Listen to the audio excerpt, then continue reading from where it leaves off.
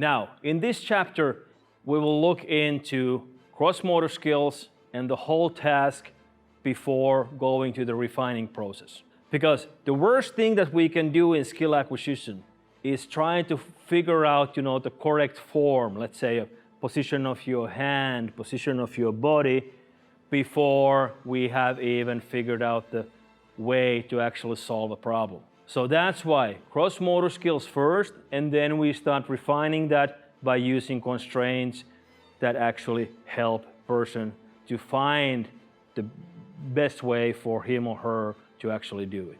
So again, I will ask Hedy to come here, and we will start by doing a little bit of creating a problem, and then I just want her to actually do a simple problem solving. Your task is now, once I initiate whatever attack comes, it might come from here, it might come from here, or so, with this soft swim noodle, and then you will just try to get me to move backwards or some other place, okay?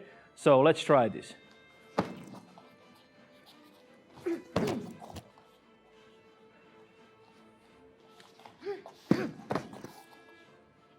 All right, so you got the point. We are not focusing on, make a U-shape form here, or use your body defense like this, or so. We're just playing around. For her, there's a simple goal and task is to hit me so that I will move backwards.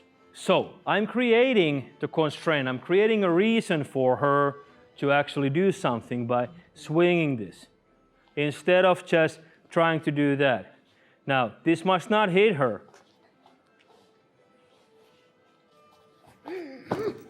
And as you see, I'm not, when I'm doing stuff slowly, when I'm doing this, it's very hard for her to actually start reacting. But when I'm doing, not necessarily full speed, but with speed, it's going to be quite easy for her to react accordingly. So that's why, like when we go into, let's say, punching, kicking, and stuff like that, the first thing is to let person do a cross-motor skill. It might be so that, okay, hey, just kick here, and I'm giving her a task. Now I want you to hit with the ball of your foot as you are doing. Or if it's hard for her to do that, just hit with the bottom part of your foot. Do not hit with your toes, okay? Do this. Okay, now kick it so that I will fly backwards. And again. And of course, for me holding the pad, I have to understand, let's change sides, that once I'm holding the pad here, I need to understand that once she's kicking me, I need to be able to move backwards.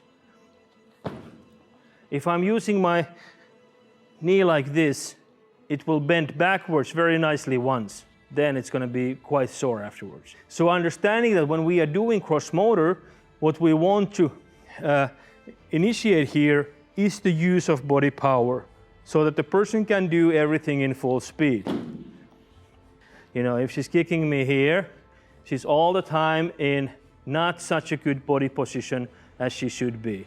And it's very hard to transfer from that. That's why the first comes the cross-motor skills and big movements, and then we go into building constraints to do those movements more efficient. Now, again, a task.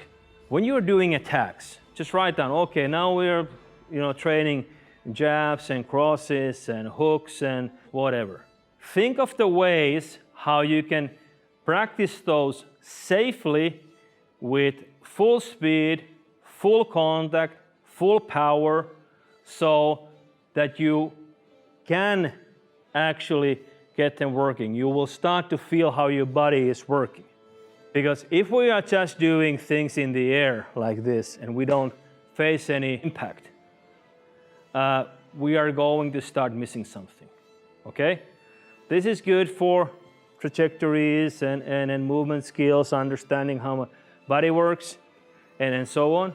But eventually, of course, there is always the thing that, hey, you have to hit something to understand, okay, this was the hit, now how do I continue? Those are your tasks now. So write down, okay, crosses, hooks, jabs, straight kicks, roundhouses, whatever. And how can you train those full speed so that you will see how they affect on your opponent.